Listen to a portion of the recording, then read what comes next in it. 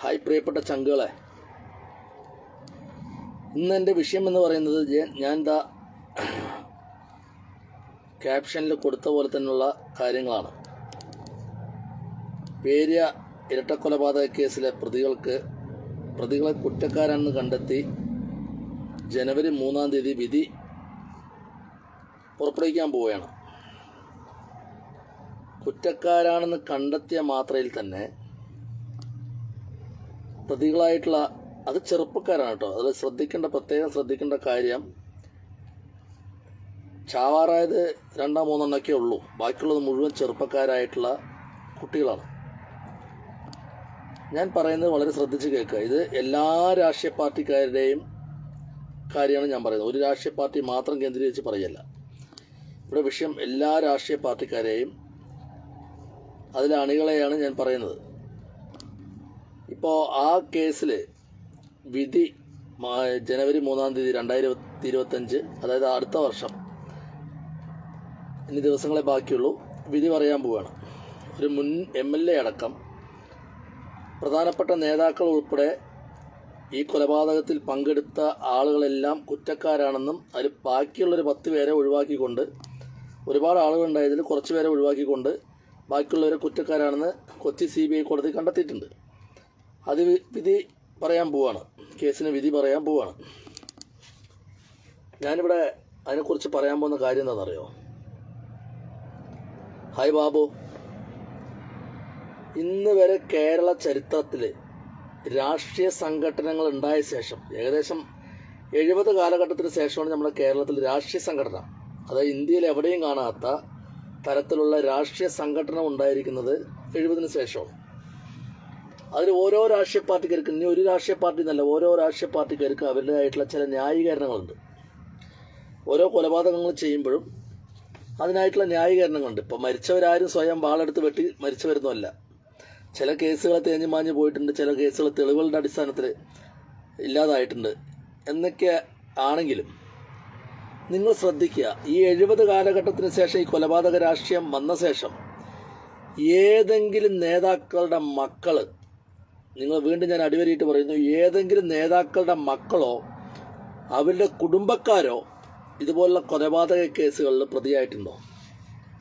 വേണ്ട, വേറെ ഏതെങ്കിലും കേസിൽ പ്രതിയായിട്ടുണ്ടോ? ചിലപ്പോൾ വല്ലവിടെയും കൊണ്ട് കൊച്ചിനുണ്ടാക്കിയ കേസിൽ പ്രതിയായിട്ടുണ്ടോ, മയക്കുമരുന്നിൻ്റെ കേസിൽ പ്രതിയായിട്ടുണ്ടോ. ഇന്നലെപ്പോൾ ഒരു MLA മകൻ മയക്കുമരുന്ന് കഞ്ചാവ് പിടിച്ചിട്ടുണ്ടെന്നൊക്കെ പറയേണ്ട ഒരു സത്യം ഇതൊന്നും അറിയില്ല. അങ്ങനെയുള്ള കേസുകളില്ലാതെ നാടിൻ്റെ പൊതുവായിട്ടുള്ള ഒരു ആവശ്യത്തിന് വേണ്ടിയിട്ട് ഏതെങ്കിലും നേതാക്കളുടെ, എല്ലാ രാഷ്ട്രീയ പാർട്ടിക്കാരെയാണ് പറയുന്നത്, ഏതെങ്കിലും നേതാക്കളുടെ മക്കൾ പ്രതികളായിട്ടുണ്ടോ? ഇന്നിപ്പോൾ നമ്മൾ കാണുന്ന രാഷ്ട്രീയ പാർട്ടികളിൽ, ഇപ്പോൾ ഒരു മുഖ്യധാര രാഷ്ട്രീയ പാർട്ടിയായിട്ടുള്ള കോൺഗ്രസിലായിക്കോട്ടെ, ഹൈബീഡിൻ്റെ മകൻ MP ആയി, കാർത്തികേയൻ്റെ മകൻ MP ആയി, ഉമ്മൻചാണ്ടിയുടെ മകൻ MLA ആയി, കാർത്തികേയൻ്റെ മകൻ MLA ആയി, ഉമ്മൻചാണ്ടിയുടെ മകൻ MLA ആയി, കരുണാകരൻ്റെ മകൻ MP MLA-യുമായി.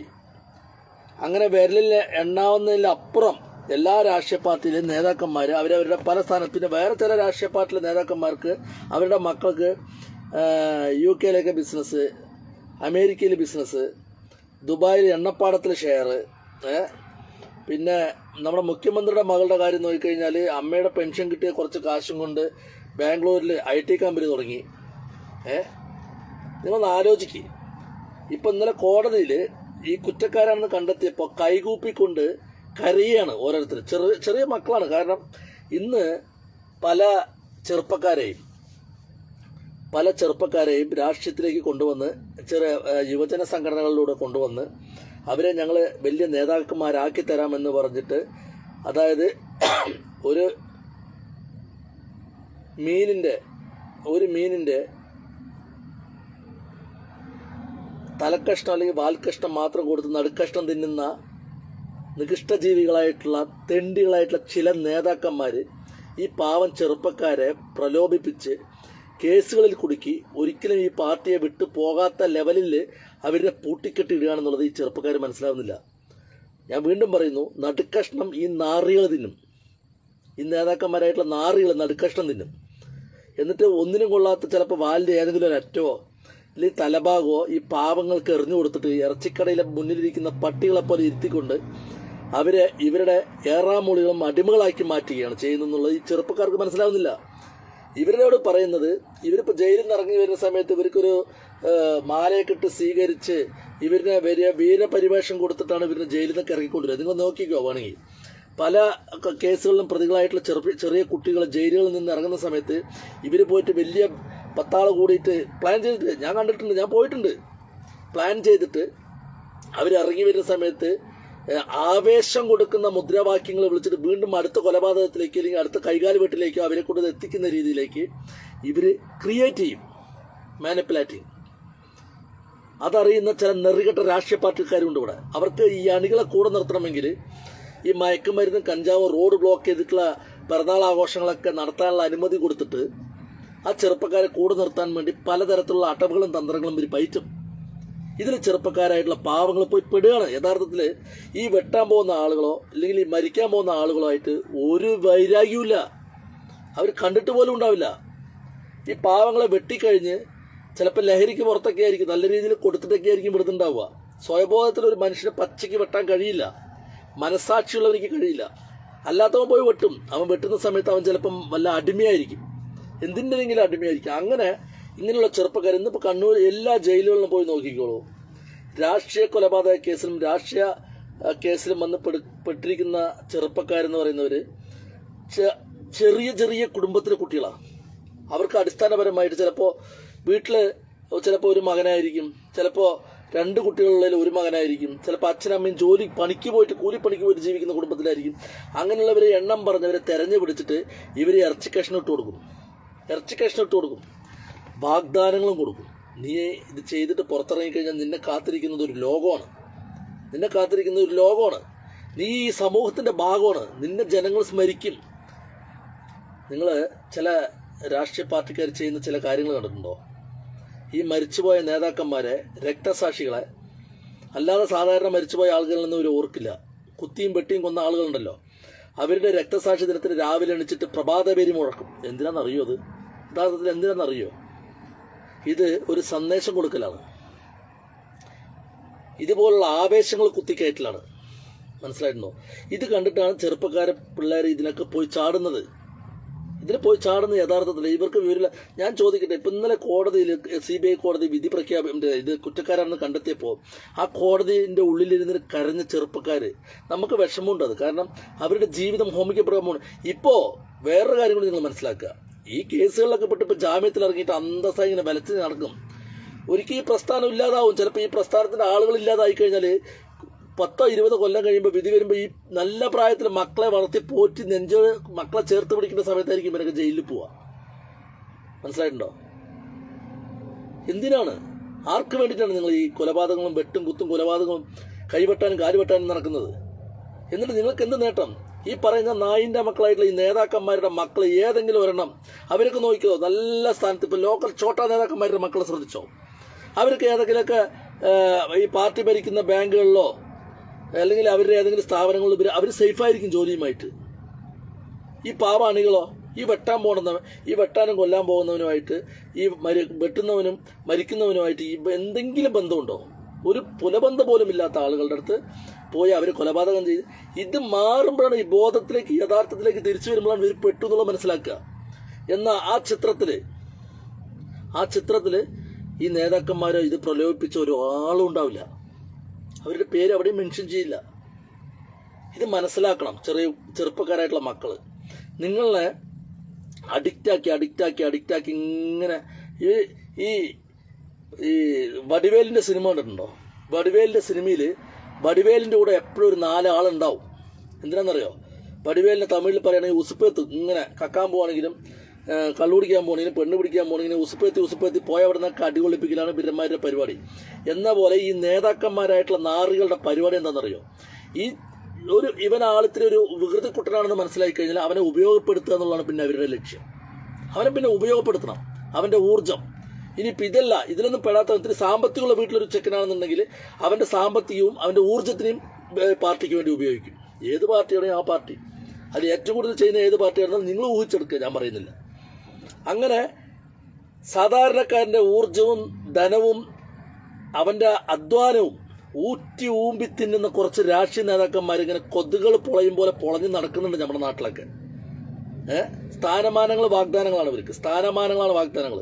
നീ അവനെ വെട്ടിയാൽ നിനക്ക് ഇന്ന സ്ഥാനം തരാം, നീ അവനെ കുത്തിയാൽ നിനക്ക് ഇന്ന സ്ഥാനം തരാം എന്നും പറഞ്ഞ് സ്ഥാനമാനങ്ങൾ കൊടുത്ത് പ്രലോഭിപ്പിച്ചിട്ട് ഇതിന് കഴിയും. കേസ് അവിടെ നിലനിൽക്കുന്നുള്ളത് ഇവർ മറക്കുന്നില്ല. ഇവർ കോടതിയിൽ ഫയൽ കെട്ടായിട്ട് എത്ര കാലം മാറ്റി ഇപ്പോൾ പിണറായി വിജയന്റെ ലാവലിംഗ് കേസ് 325 പ്രാവശ്യം 400 പ്രാവശ്യമൊക്കെ മാറ്റി വെച്ച പോലെ ഇതിങ്ങനെ മാറ്റി വെച്ചാലും ഒരിക്കലും ഇത് പൊടി തട്ടിയെടുക്കും.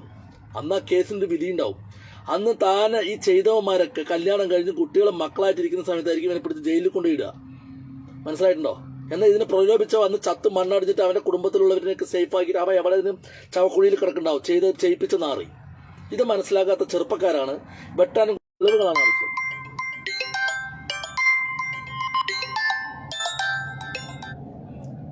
കോടതിക്ക് തെളിവുകൾ. ഒരു മിനിറ്റ്, ഒറ്റ മിനിറ്റ്. കോടതികൾക്ക് ഒരു ചെറിയൊരു മെസ്സേജ് വന്നു, അതിന് റിപ്ലൈ കൊടുക്കാൻ പോയതാണ്. കോടതികൾക്ക് തെളിവാണ് ആവശ്യം. തെളിവിന്റെ അടിസ്ഥാനത്തിൽ അവർ വിധി പ്രഖ്യാപിക്കും. അവിടെ നിങ്ങളെ പ്രലോഭിപ്പിച്ച ഒരു ഏട്ടന്മാരും ഉണ്ടാവില്ല, ഒരു നേതാക്കന്മാരും ഉണ്ടാവില്ല. മനസ്സിലായിട്ടുണ്ടോ? നിങ്ങളുടെ യൗവനം ഈ ഭൂമിയിൽ, സുന്ദരമായിട്ടുള്ള ഭൂമി, നിങ്ങളൊന്ന് പുറത്തേക്ക് നോക്കുക. നിങ്ങൾ ഈ കുതിരയ്ക്ക് കണ്ണുകെട്ടി വെട്ടിയ പോലെയാണ് ഈ രാഷ്ട്രീയ നേതാക്കന്മാർ. നിങ്ങളുടെ കണ്ണിങ്ങനെ കെട്ടിവിടും, അപ്പുറം നിങ്ങൾക്ക് കാണാൻ കഴിയില്ല. ഇങ്ങനെയാണ് കുതിരയ്ക്ക് കണ്ണ് കെട്ടിയിട്ടുണ്ടാവും, കണ്ടില്ലേ? അതിന് അപ്പുറം ബാക്ക് തിരിഞ്ഞു നോക്കാൻ കഴിയില്ല. എന്ന പോലെ ചെറുപ്പക്കാരെ കണ്ണ് കെട്ടിയിടുക എന്നുള്ളതാണ് ഈ നേതൃത്വത്തിന്റെ മുഖ്യം. കാരണം അതൊരു അജണ്ടയാണ്. നമ്മൾക്ക് ഉപയോഗിക്കാൻ പറ്റും, ഇവനെ ഉപയോഗിക്കാൻ പറ്റും എന്ന് പറഞ്ഞു കഴിഞ്ഞാൽ അവന് പരമാവധി അവന്റെ സമ്പാദ്യം, ഊർജം, അധ്വാനം അവർ ഊറ്റിയെടുത്തിട്ട് അവസാനം അവൻ ചണ്ടിയായിട്ട് പുറത്താക്കും. എന്തെങ്കിലും ഇറച്ചി കഷ്ണം കൊടുക്കുമ്പോൾ ചെറിയ എന്തെങ്കിലും സ്ഥാനം കൊടുക്കും. മനസ്സിലായിട്ടുണ്ടോ?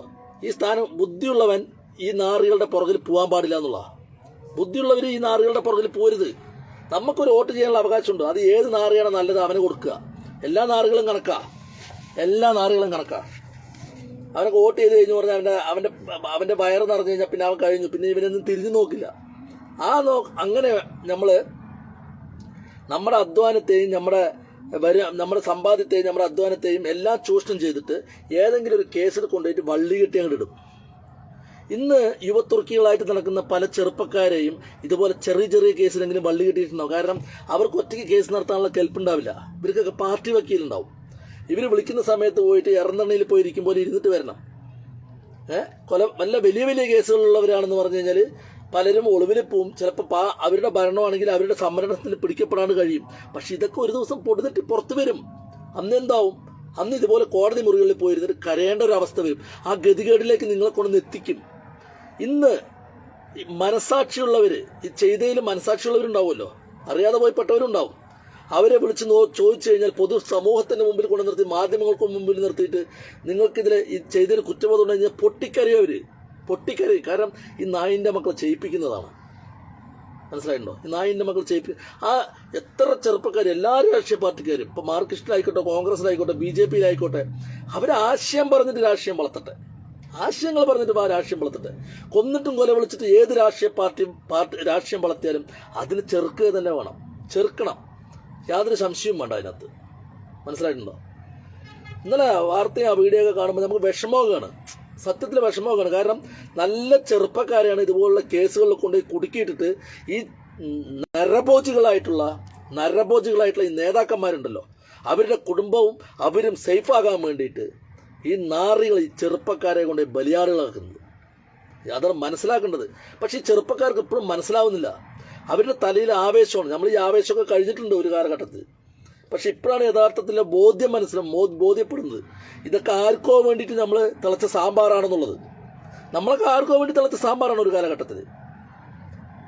ജീവിതത്തിൽ രാഷ്ട്രീയ അടിമകളാകരുത്. രാഷ്ട്രീയം നമ്മുടെ മനസ്സിലായിരിക്കണം, ഒരിക്കലും അടിമയാകരുത്. നമ്മുടെ നട്ടിൽ നമ്മുടെ ആവശ്യത്തിന് ഉപയോഗിക്കണം. നമ്മുടെ നട്ടിൽ കണ്ടനാറികളുടെ ആവശ്യത്തിന് ഉപയോഗിക്കാൻ പാടില്ല. അവിടെയാണ് നമ്മൾ മണ്ടന്മാരായി പോകുന്നത്. മനസ്സിലായിട്ടുണ്ടോ? നമ്മുടെ നട്ടിൽ നമ്മുടെ ചിന്തകളിലൂടെ നമ്മൾ മുന്നോട്ട് പോവുക. നമ്മൾ ആരുടെയും അടിമകളാകരുത്. അവൻ ഈങ്ക്ലാബ് വിളിക്കാൻ പറഞ്ഞ ഈങ്ക്ലാബ് വിളിക്കരുത്. ആ വിളിക്കുന്ന ഈങ്ക്ലാബിന് വല്ല ലാഭമുണ്ടോ, അതുകൊണ്ട് സമൂഹത്തിന് വല്ല ഗുണമുണ്ടോ നോക്കിയിട്ട് വേണം വിളിക്കാൻ. മനസ്സിലായിട്ടുണ്ടോ? ഏതെങ്കിലും സമരങ്ങളിൽ രാഷ്ട്രീയ പാർട്ടിയുടെ നേതാക്കന്മാർ മുന്നിൽ നിന്ന് അടികൊണ്ട ചരിത്രമുണ്ടോ? ഏതെങ്കിലും നേതാക്കന്മാർ ആരുടെങ്കിലും കൊലക്കത്തിക്കരയായിക്കാൽ അവരുടെ ആ മരിച്ച ദിവസം വരുന്ന സമയത്ത് രാവിലെ എണിച്ച് പ്രഭാതപേര് മുഴക്കിക്കൊണ്ട് നാട്ടുകാർ ഉറക്കം കളയുന്നല്ലാതെ അതുകൊണ്ട് ഈ സമൂഹത്തിന് എന്ത് ഗുണമുണ്ടായിട്ടുണ്ട് ഇതുവരെ? പാർട്ടിയിലുള്ള ആണികളെ ആവേശത്തിലാക്കാനേ അത് ഉപകരിച്ചിട്ടുള്ളൂ, അല്ലാണ്ട് നാടിന് ഒരു ഗുണം ഉണ്ടായിട്ടില്ല. ആ മരിച്ച ആള് മരിച്ച നേതാവാണ് ഈ നേതാവ്, മരിച്ച അണിയാണി പോയി. മനസ്സിലായിട്ടുണ്ടോ? അഭിമന്യു എന്ന് പറഞ്ഞ രക്തസാക്ഷിയെ കൊണ്ട് നടക്കുന്നുണ്ട്. അഭിമന്യു ചെറുപ്പക്കാരൻ, അവന് ജീവിതം ഒരുപാടുണ്ട്. എത്ര പണം പിരിച്ച് കോടികൾ കൊണ്ടിട്ട് അവൻ്റെ തന്തയും തള്ളനെ നെഞ്ചത്ത് കൊണ്ടിട്ടാലും മകന്റെ സ്ഥാനം കിട്ടില്ല.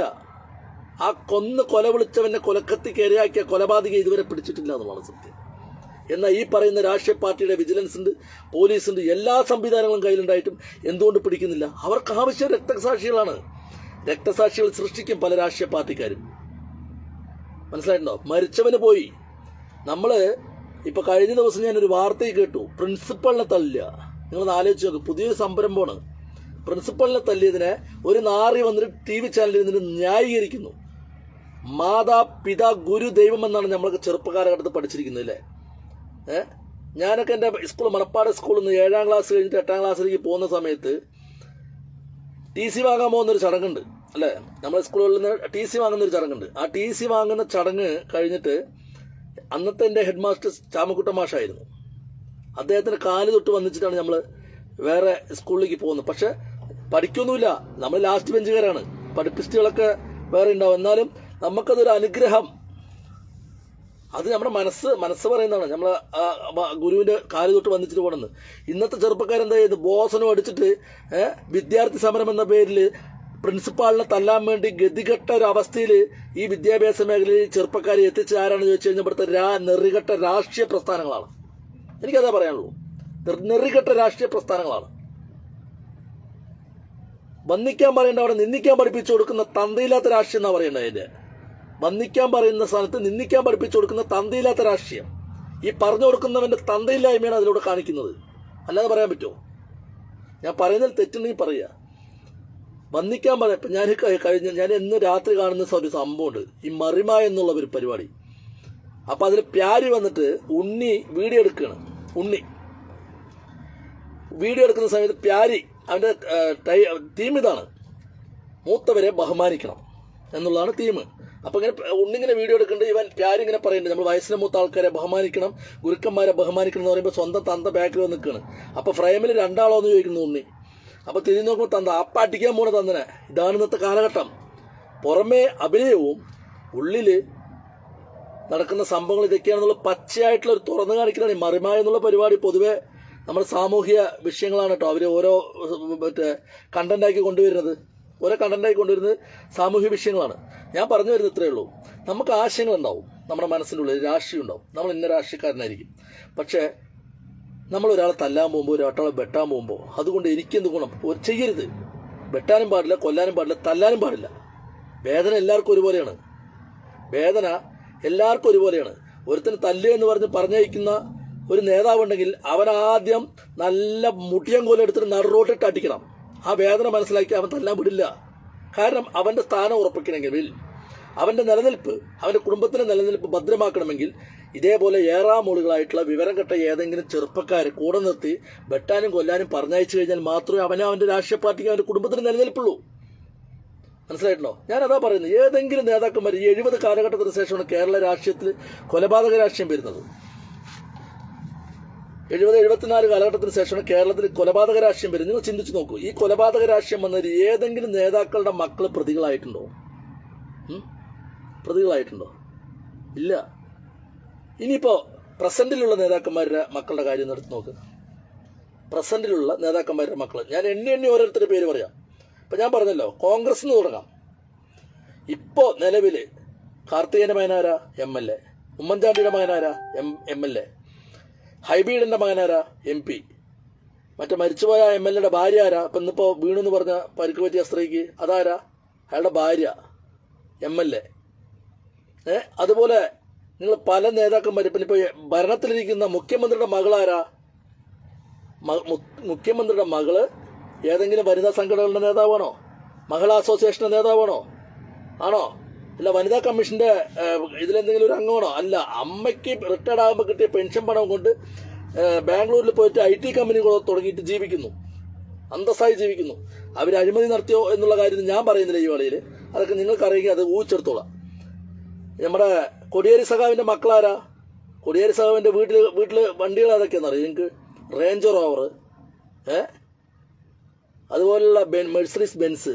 അവർക്കെന്താ ബിസിനസ്? ദുബായിൽ. MP ജയരാജൻ്റെ മകനാരാ? ദുബായിൽ എണ്ണപ്പാടത്തിൽ ഷെയറുള്ള വ്യക്തി. ഇപ്പോഴത്തെ സംസ്ഥാന സെക്രട്ടറി, പാർട്ടി സെക്രട്ടറിയുടെ മകനാരാ? ഇവരേതെങ്കിലും ഒരു കേസിൽ പ്രതിയായിട്ടുണ്ടോ? ഉണ്ടോ?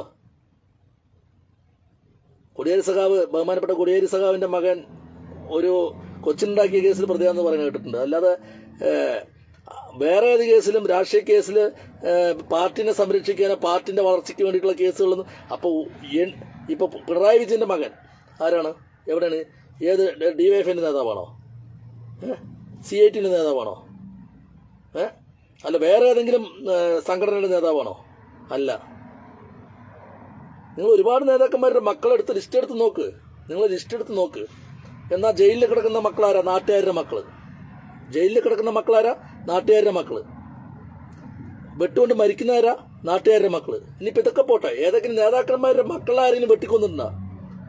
പോക്കാശിത്തവളിനെ ആരും തല്ലാൻ പോവില്ല, അത് വിഷയം വേറെ. പോക്കാശിത്തവളിയില്ല, ചൊറിയുന്നവളിനെ ആരും തല്ലൂല, തട്ടിവിടും. അതുപോലെയാണ്. മനസ്സിലായിട്ടുണ്ടോ? ഇതാണ് ഇന്നത്തെ കാലഘട്ടം. ഈ കേരളത്തിൽ മാത്രമാണ് രാഷ്ട്രീയ പ്രതിയോഗികൾ ഇല്ലാതാക്കുക എന്നുള്ള രാഷ്ട്രീയം. എന്നാലോ 100% ചാച്ചരതയുണ്ട് നമ്മുടെ നാട്ടിൽ. 100%, 97.7% ചാച്ചരത. വിവരമുണ്ട് എന്നർത്ഥം. എന്നാലോ വിവരമില്ലാത്ത എംബോക്കികളാണ് നമ്മുടെ നാട്ടിലെന്നുള്ളൊരു ദിവസം തെളിയിച്ചുകൊണ്ടിരിക്കുകയാണ്.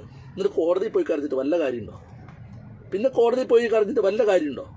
അയ്യോ സാറേ, തെറ്റുപറ്റിപ്പോയി സാറേ. 2 ജീവനെ വെട്ടിപ്പൊളരുമ്പോൾ അത് ഏത് രാഷ്ട്രീയ പാർട്ടിക്കാരല്ല, ഒരു രാഷ്ട്രീയ പാർട്ടി എന്ന് പറയുന്നില്ല.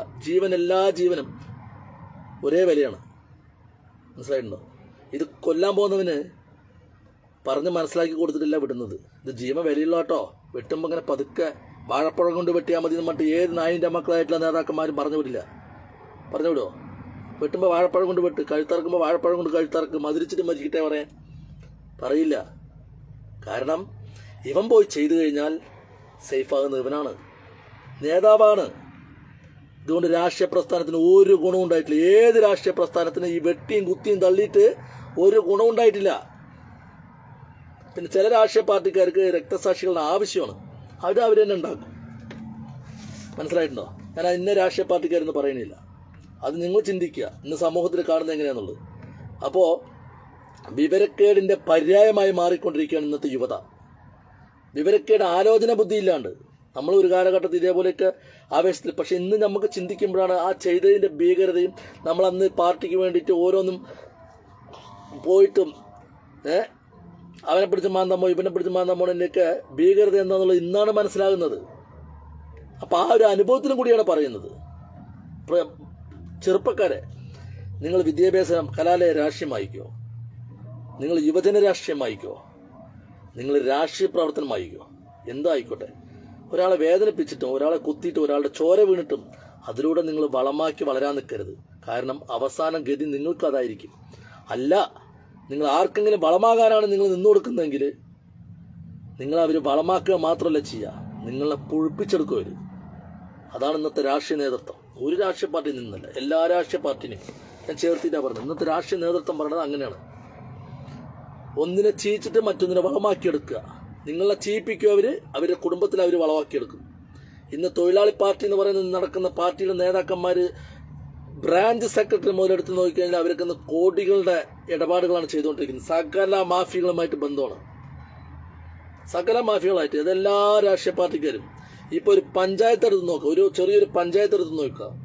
അവിടെ ഇനിയിപ്പോൾ കോൺഗ്രസ്, BJP, മാർക്സിസ്റ്റ് ഇതൊക്കെ കക്കണ്ട കാര്യത്തിൽ അവർക്ക് ഒരുമിച്ചാണ്. കക്കണ്ട കാര്യത്തിൽ പഞ്ചായത്തിലെ പ്രതിപക്ഷമായിരിക്കും, പക്ഷെ കക്കണ്ട കാര്യത്തിൽ അവർ ഒരുമിച്ചാണ്. മുക്കണ്ട കാര്യത്തിൽ ഒരുമിച്ചാണ്, നക്കണ്ട കാര്യത്തിൽ ഒരുമിച്ചാണ് അവർ. മനസ്സിലായിട്ടുണ്ടോ? അപ്പോൾ ഇതിനൊരു ബദലോ ഇല്ല. സഹിക്കുക. ഈ സഹിക്കുന്നതിനോടൊപ്പം നമ്മുടെ ജീവിതം നമ്മൾ ബലികഴിപ്പിക്കാതിരിക്കുക. ആർക്ക്? ഈ ചെറ്റകൾക്ക് വേണ്ടിയിട്ട്. അന്തസ്സായ ബോധ്യത്തോടുകൂടി ജീവിക്കുക. സ്വന്തം മനസാക്ഷിയോട് ചോദിക്കുക നമ്മൾ ചെയ്യുന്നത് ശരിയാണോ എന്നുള്ളത്. മനസ്സിലായോ?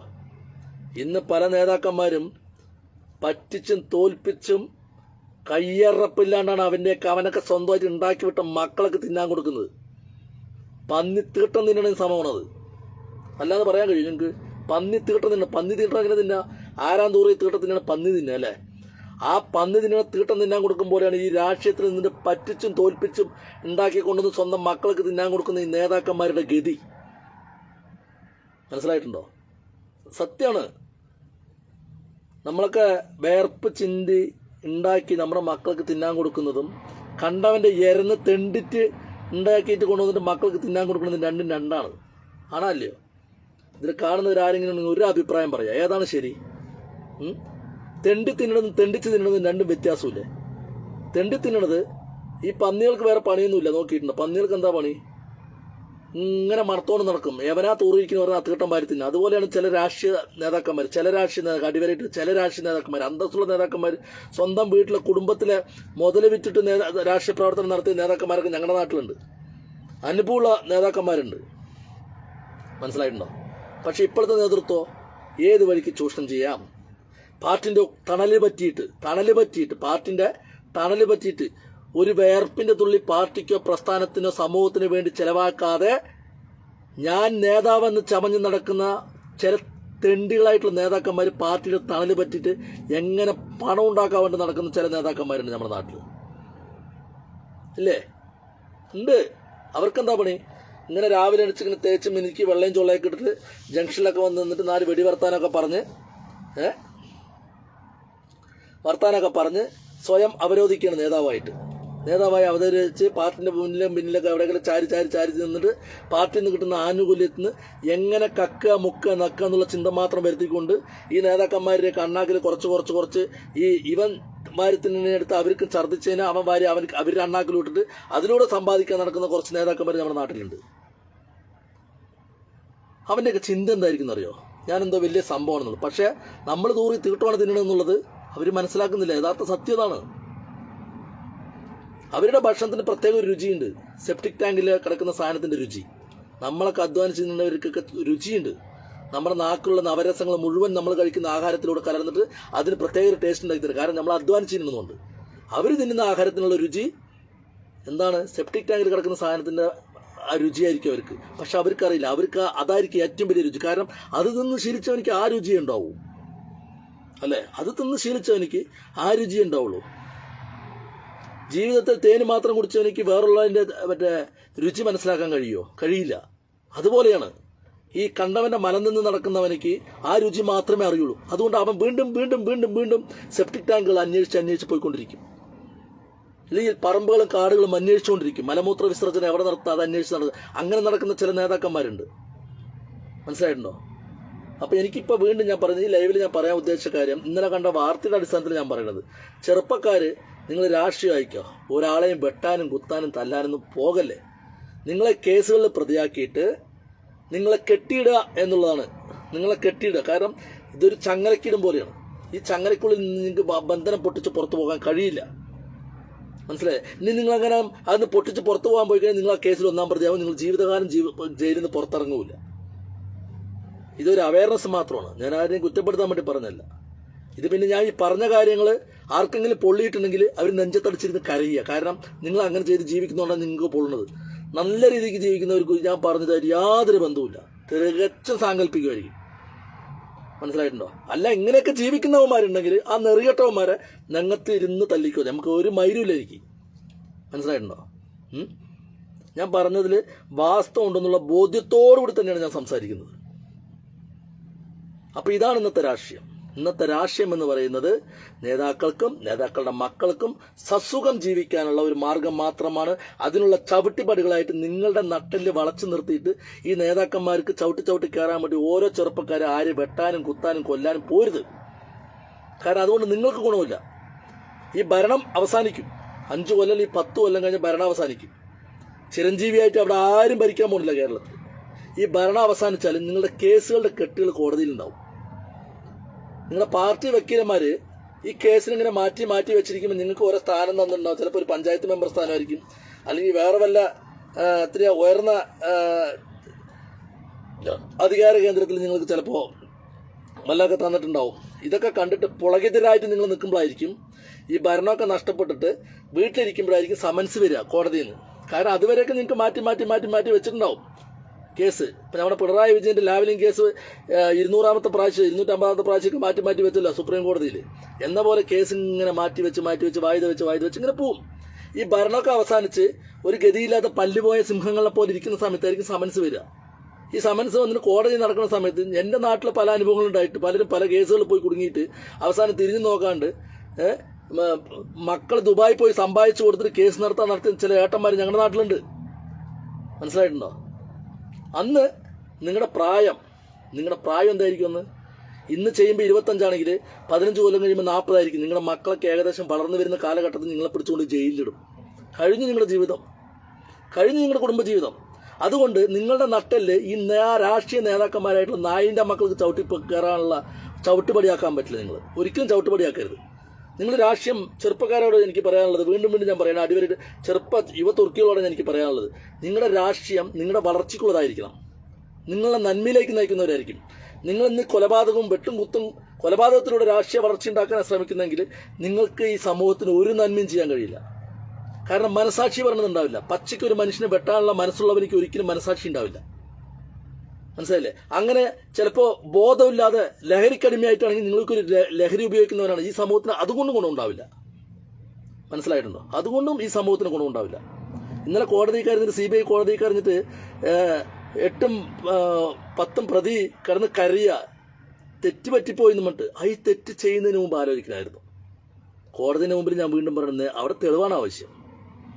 അവിടെ വന്നിട്ട് കേരളം ഭരിക്കുന്ന മുഖ്യമന്ത്രി എൻ്റെ അമ്മാവനാണ് പറഞ്ഞിട്ട് കാര്യമില്ല. അല്ലെങ്കിൽ പാർട്ടിൻ്റെ സംസ്ഥാന സെക്രട്ടറി എൻ്റെ ചെറിയച്ഛനാണ് പറഞ്ഞിട്ട് കാര്യമില്ല. ഈ പറഞ്ഞ നേതാക്കന്മാരുടെ മക്കളൊക്കെ സേഫാണ്. ഒന്നില്ലെങ്കിൽ ഇപ്പോൾ കോൺഗ്രസ് നേതാക്കന്മാരുടെ മക്കളാണെങ്കിൽ MLA-മാരും MP-മാരും, BJP നേതാക്കന്മാരുടെ മക്കളാണെങ്കിൽ ഇതേ സെയിം.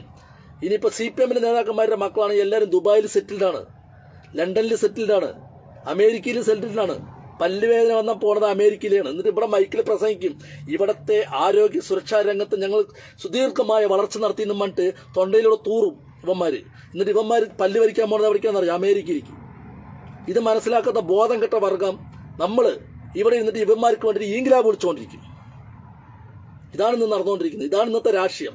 അതുകൊണ്ടാണ് ഞാൻ പറയുന്നത് ചെറുപ്പക്കാരോട്, നിങ്ങൾ വെട്ടാനും കുത്താനും കൊലപാതകത്തിനൊന്നും പോകണ്ട. നിങ്ങളുടെ നട്ടല് വളച്ചിട്ട് ഇവന്മാർ ചവിട്ടിക്കയറാൻ നിൽക്കണം. നിങ്ങളുടെ നട്ടല് നിങ്ങൾ വെറുതെ നിൽക്കുക. നമുക്കൊരു ജീവിതമുള്ളൂ. ഈ പ്രകൃതിയിലേക്ക് നോക്കി, ഈ സുന്ദരമായിട്ടുള്ള ഭൂമിയിൽ ജനിച്ചു വരാൻ കഴിഞ്ഞ ഏറ്റവും വലിയ ഭാഗ്യമാണ്. അത് ഒരുത്തിൻ്റെ അടിമയായിട്ട് ജീവിക്കാനുള്ളതല്ല. പറയാനുള്ളത് നെറിയിൽ കൊണ്ട് മുഖത്ത് നോക്കി പറയണം. ചിലപ്പോൾ നാളിനെ നമുക്ക് കിട്ടും, അതിൽ കാര്യമില്ല. പറയാനുള്ളത് മുഖത്ത് നോക്കി തന്നെ പറയണം. അത് ഈ അപ്പനാണെങ്കിൽ മുഖത്ത് നോക്കി പറയണം. അല്ലാതെ വല്ല നേതാക്കന്മാർ നായിൻ്റെ മക്കളുടെ രാഷ്ട്രീയ ഉയർച്ചയ്ക്ക് വേണ്ടി നിങ്ങൾ വെട്ടാനും കൊല്ലാനും നടന്നിട്ട് നിങ്ങൾ ജയിലിൽ പോയി കിടന്നിട്ട് എന്താ കാര്യം? വല്ല കാര്യമുണ്ടോ? ഒരു കൊടിമരം, ഒരു ജംഗ്ഷനിൽ ഒരു കൊടിമരം വെക്കാൻ ഈ രാഷ്ട്രീയ നേതാക്കന്മാരുടെ ഒരു തുള്ളി വേർപ്പുണ്ടാവില്ല. നായിൻ്റെ മക്കൾ അതിൽ കൊടിയുയർത്താൻ വരുമ്പോഴേ നോക്കിയിട്ട് നിങ്ങൾ ഒരു കൊടിമരം, പാവപ്പെട്ട ചെറുപ്പക്കാർ പിള്ളേർ വല്ല അവിടെ നിന്ന് പിരിച്ചുണ്ടാക്കിയ കൊടിമരം, കോൺക്രീറ്റ് തൂണൊക്കെ വാർത്തിട്ട് ഇതൊക്കെ അനുഭവത്തിൻ്റെ വിളിച്ചിട്ട് പറയണതാണ് കേട്ടോ. ഒരു കൊടിമരം നാട്ടിക്കഴിഞ്ഞാൽ അതിൽ വന്നിട്ട് കൊടിയുയർത്താൻ വരുവന്മാർ, അതിൽ 1 രൂപയുടെ സംഭാവന വിരിണ്ടാവില്ല. 1 രൂപയുടെ സംഭാവന. ഇനി ഇത് വെച്ച് കഴിഞ്ഞിട്ട് ഇത് നമ്മളാണ് വെച്ചെന്ന് പറഞ്ഞു കഴിഞ്ഞാൽ നമ്മളെ തല്ലാനും വരും. മനസ്സിലായ? അതാണ് ഈ നെറികെട്ട രാഷ്ട്രീയം. അമ്മമാരെ വിശ്വസിക്കരുത്. പച്ചവെള്ളത്തിൽ വിശ്വസിക്കാൻ പാടില്ല. കടിക്കുന്ന മൂർഖമാമിന് ജെട്ടിൻ്റെ ഉള്ളിട്ട് നടക്കുക. അത് ചിലപ്പോൾ നമ്മളൊന്നും ചെയ്യില്ല. ഇവന്മാർ അടുത്ത് നിന്ന് കഴിഞ്ഞാൽ ഇവർ നമ്മുടെ ചോര ഊറ്റി കുടിക്കും. അതാണ് നമ്മൾ ആദ്യം മനസ്സിലാക്കേണ്ടത്. കടിക്കുന്ന മൂർഖമാമുണ്ടല്ലോ, അതിന് വേദനിച്ചാലേ കടിക്കൂ. മൂർഖമാമിനല്ല, വിഷമുള്ള ഏത് ജീവിയാണെങ്കിലും അതിന് വേദനിച്ചാലേ കടിക്കുള്ളൂ. അതിനെ വേദനിക്കാതെ അടുത്ത് നമ്മൾ ജെട്ടിൻ്റെ ഉള്ളിട്ടാൽ ഒന്നും ചെയ്യില്ല. അത് സേഫായിട്ട് അവിടെ ചുരുണ്ടി മടങ്ങി കിടക്കും. പക്ഷേ ഇവന്മാരെ അടുത്ത് നിൽക്കുമ്പോൾ സൂക്ഷിക്കണം. അതിനേക്കാളും മാരകമായിട്ടുള്ള വിഷമുള്ളവരാണ്. ഇവർക്ക് വേണ്ടി ഈങ്കിലാവ് വിളിക്കാൻ നടക്കുമ്പോൾ സൂക്ഷിക്കുക. ഇവർക്ക് വേണ്ടി വെട്ടാൻ നടക്കുമ്പോൾ സൂക്ഷിക്കുക. ഇവർക്ക് വേണ്ടി കൊല്ലാൻ നടക്കുമ്പോൾ സൂക്ഷിക്കുക.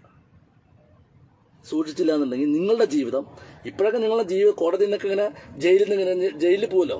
ഇപ്പോൾ ഏത് നാറി എന്ത് ചെയ്താലും 89 ദിവസം ജയിലിലിടുള്ളൂ. 89ാമത്തെ ദിവസം 90ാമത്തെ ദിവസം കോടതിയിൽ കുറ്റപത്രം സമർപ്പിക്കണം.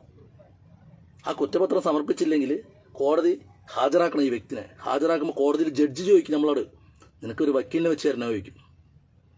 അപ്പോൾ ഗതിയില്ലാത്തവനാണെങ്കിൽ വേണം വക്കീലേ അല്ല വേണം ജഡ്ജിയെ പറയും. അപ്പോൾ വക്കീലിനെ വെച്ച് കൊടുക്കും. മനസ്സിലായി? ഇതാണ് നിയമം നമ്മുടെ നാട്ടിൽ. നമ്മുടെ നാട്ടിലെ ജനാധിപത്യ രാജ്യമാണ് നമ്മുടെ ഇന്ത്യ രാജ്യം. അവിടുത്തെ നിയമം ഇങ്ങനെയാണ്. ഇനിയിപ്പോൾ ഇവന്മാരും ജാമ്യത്തിൽ ഇറക്കിയില്ലെങ്കിലും ഏതെങ്കിലും ഒരു ഗതിയില്ലാത്ത പണിയില്ലാത്ത വക്കീൽ അവിടെ വന്നിരിക്കുന്ന നേരം പോലത്തെ കുറച്ച് കെട്ടോ പേപ്പറുമായിട്ട് അവൻ പറയും നിന്നെ ഞാൻ ജാമ്യത്തിൽ ഇറക്കി തരാൻ പറയും നമ്മൾ ഗതികേട് കണ്ടിട്ട്. എന്നാലും ഇവന്മാർ ചിലപ്പോൾ ജാമ്യത്തിൽ ഇറക്കി. ഇനിയിപ്പോൾ ഇവന്മാർ ജാമ്യത്തിൽ ഇറക്കിയെന്ന് വെച്ചോ, നിങ്ങൾ ജയിലിൽ നിന്ന് ഇറങ്ങി വരുന്നൊരു സീനുണ്ട്. നിങ്ങളെന്തോ വലിയ സ്വാതന്ത്ര്യ സമരത്തിൽ പങ്കെടുത്ത പോലെ ഒരു 10-100 എണ്ണത്തിനെ കൊണ്ടുവന്നിട്ട് ഇങ്ങനെ കൊണ്ടുവന്ന് നിർത്തും ജയിലിൻ്റെ മുമ്പിൽ. ജയിലിൽ നിങ്ങൾ ഇറങ്ങി വരുന്ന സമയത്ത് ഒരു മുദ്രാവാക്യം വിളിയുമുണ്ട്. ആ മുദ്രാവാക്യം വിളിയിൽ നിങ്ങളിങ്ങനെ പുളകിതരാകും. അറിയോ? ഇത് ഞാൻ നേരിട്ട് കണ്ടിട്ടുള്ള അനുഭവമുണ്ട്, അതുകൊണ്ടാണ് പറയണത്. നമ്മളിങ്ങനെ പുളകിതരാകും. പട്ടാഭിഷേകം സിനിമയിൽ ജഗതിക്ക് പട്ടാഭിഷേകം കേൾക്കുമ്പോൾ ഇങ്ങനെ ഒരു കോരിത്തരിക്കലില്ലേ എന്ന പോലെ വീണ്ടും പുളകിതരാകും. എന്നിട്ട് അപ്പുറത്തുള്ളവനെ പോയിട്ട് 2 വെട്ട് വെട്ടാ പറഞ്ഞ് 3 വെട്ട് വെട്ടിയിട്ട് വരും. അമ്മാതിരി ഇവരിങ്ങനെ കയറ്റി തരും, ഇങ്ങനെ കയറ്റി തരും. മനസ്സിലായോ? ഈ കയറ്റിൽ നിന്ന് കൊടുത്തു കഴിഞ്ഞാൽ നിങ്ങളുടെ ജീവിതം പാഴാണ്. ഇത് കോടതിയിൽ, ഞാൻ വീണ്ടും പറയും, കോടതിയിൽ കെട്ടായിട്ട് അവിടെ ഉണ്ടാവും. ഇതൊരു സമയത്ത് എടുക്കുമ്പോഴായിരിക്കും നിങ്ങൾ വല്ല പല ചെറുപ്പക്കാരൊന്നും ജയിലിൽ പോയി കിടക്കുന്ന ഒരു കാര്യം കുട്ടികളും മക്കളായിട്ട് കരയാണ്. ഞാനൊരു കാലത്തൊരു കിടത്തിലൊരു കേസുമായി ബന്ധപ്പെട്ട് പോയപ്പോൾ ഇതേപോലൊരു വ്യക്തി അവിടെ വന്ന് കിടക്കുന്നുണ്ടായിരുന്നു. കല്യാണം കഴിഞ്ഞിട്ട് കുട്ടികളായി, കുട്ടിക്ക് 4-5 വയസ്സാകുമ്പോഴാണ് ഇപ്പോൾ പിന്നെ വിധി വരുന്നത് ജയിലിൽ പോകാൻ.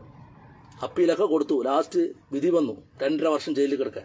ഈ 2.5 വർഷം അവൻ്റെ ജീവിതത്തെ 2.5 വർഷം പാഴാകുകയാണ്. അവൻ്റെ വളർന്നു വരുന്ന കുട്ടികളുടെ കൂടെ ഇരിക്കേണ്ട സമയമാണ് പാഴാകണത്. ആർക്ക് വേണ്ടിയിട്ട്? ഈ തെണ്ടികൾക്ക് വേണ്ടിയിട്ട്. മനസ്സിലായ? എന്നാൽ സ്വന്തം കുടുംബത്തിന് വേണ്ടിയിട്ടാണോ? സ്വന്തം വീട്ടിലുള്ളവരെ ആരെങ്കിലും ആക്രമിക്കാൻ വന്നിട്ട് അവരിനെ വെട്ടിയിട്ട് ജയിലിൽ പോയതാണോ? അല്ല. രാഷ്ട്രീയത്തിന് വേണ്ടിയിട്ട്, നമ്മുടെ രാഷ്ട്രീയത്തിൻ്റെ വളർച്ചയ്ക്ക് വേണ്ടിയിട്ട്, ഒരു സ്വർഗീയമായിട്ടുള്ള ഒരു ലോകം സൃഷ്ടിക്കാൻ വേണ്ടി അതിൻ്റെ പങ്കാളിയായതാണ് നമ്മൾ. സ്വർഗീയമായിട്ടുള്ള ലോകം നമ്മൾ സൃഷ്ടിക്കണ്ട, അത് നേതാക്കന്മാർ സൃഷ്ടിച്ച് അവരുടെ കുടുംബത്തിന് സേഫ് ആക്കിയിട്ടുണ്ട് അവർ. മനസ്സിലായിട്ടുണ്ടോ?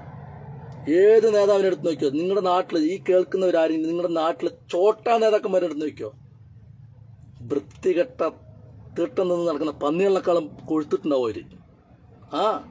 അവർ കൊഴുത്ത് ഇങ്ങനെ മറ്റേ പൊരുത്തൊക്കെ കനം വെച്ചിട്ട് ഈ ആഴ്ചക്ക് ഞായറാഴ്ചയൊക്കെ ഞങ്ങളുടെ അവിടെ പോത്തിന് കൊണ്ടുവന്ന് വെട്ടാൻ വേണ്ടി ഇങ്ങനെ പ്രദർശിപ്പിച്ച് നിർത്തും.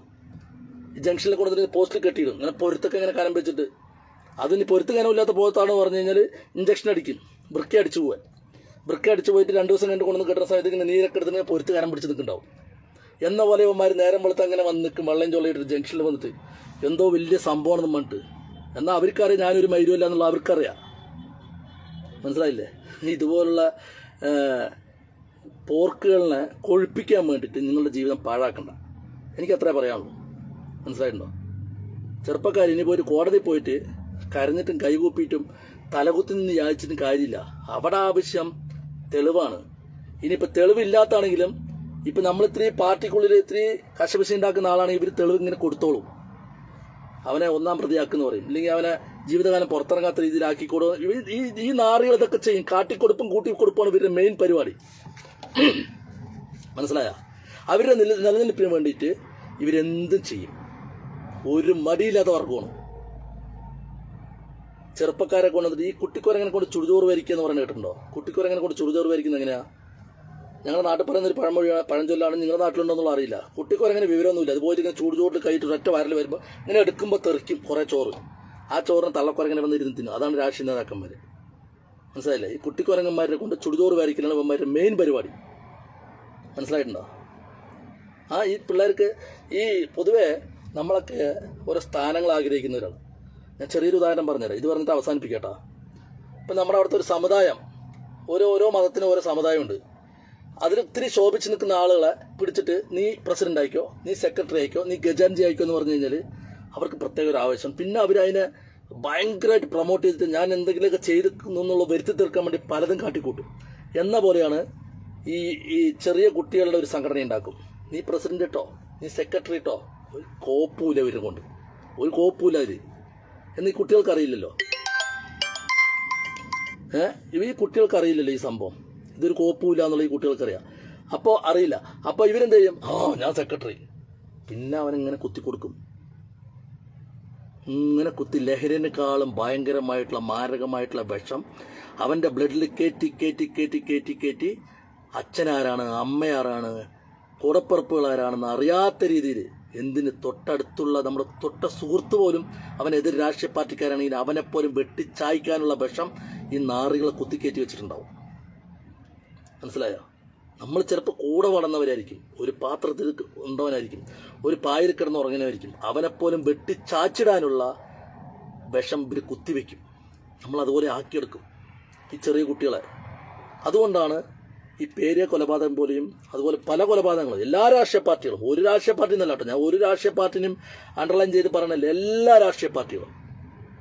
മനസ്സിലായിട്ടുണ്ടോ? ഇത് തന്നെയാണ് ചെയ്തുകൊണ്ടിരിക്കുന്നത്. അവരുടെ നിലനിൽപ്പാണ്.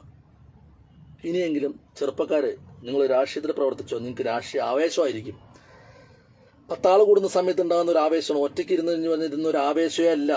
മനസ്സിലായിട്ടുണ്ടോ? വിവരദോഷം എന്നേ പറയുള്ളൂ. നമ്മൾ ചിന്തിച്ച് നോക്കിക്കഴിഞ്ഞാൽ നമ്മുടെ ഊർജം, നമ്മുടെ അധ്വാനം, നമ്മുടെ സമ്പത്ത്, ഇതൊക്കെ ഇതിനു വേണ്ടി മുടക്കുകയാണ്. ഇത് നമ്മുടെ കുടുംബത്തിന് മുടക്കിയിരുന്നെങ്കിലോ, നമ്മുടെ ആ സമയം.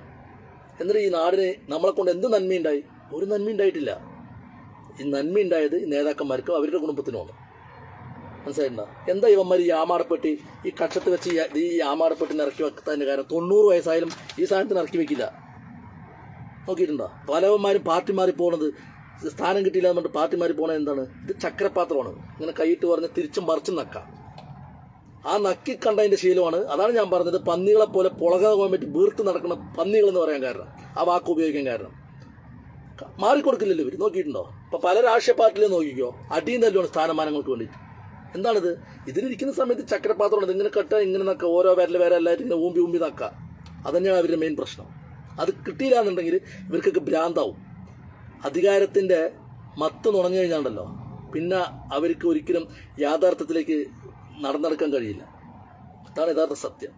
അതിപ്പോൾ ഒരു പഞ്ചായത്ത് മെമ്പർ ആയിക്കോട്ടെ, അവിടെ നിന്ന് അങ്ങോട്ടുള്ളത് മുഴുവൻ അത് തന്നെയാണ് അവസ്ഥ. മനസ്സിലായോ? അപ്പോഴോ വൈകിയ വേളയിൽ കുറച്ച് കാര്യങ്ങൾ പറയണമെന്നുണ്ടായിരുന്നു. ഇപ്പോൾ നാട്ടിൽ ഏകദേശം 10 മണിയാകാറായി. എന്തായാലും ഈ വന്ന് കേട്ട ആളുകൾക്ക് കാര്യങ്ങൾ ബോധ്യപ്പെട്ടിട്ടുണ്ടാവുമെന്ന് എനിക്ക് മനസ്സിലാവണോ. പിന്നെന്താന്ന് പറഞ്ഞു കഴിഞ്ഞാൽ, ഇപ്പം പഴയ പോലെ ആരും തെറി വിളിക്കാനൊന്നും വരുന്നില്ല. കുറേ ആളുകളുടെ മനസ്സ് മാറിയിട്ടുണ്ട്. നമ്മുടെ ഊർജം, നമ്മുടെ അധ്വാനം നമ്മുടെ കുടുംബത്തിന് ചെലവഴിക്കുക, അതവിടെ കാണും. ഇവന്മാർക്ക് വേണ്ടി ജാഥ വിളിക്കാൻ പോകുന്ന സമയത്ത് ഒരു മാവ് നട്ടാൽ മതി, 4 കൊല്ലം കൊണ്ട് കാച്ച, അതിൽ 10 മാങ്ങ വരെ അത് വിറ്റ് കാച്ചുണ്ടാക്കാം. 2 വാഴ വെച്ചാൽ മതി. മനസ്സിലായിട്ടുണ്ടോ? അപ്പോൾ എല്ലാവർക്കും ശുഭരാത്രി. നന്ദി, നമസ്കാരം.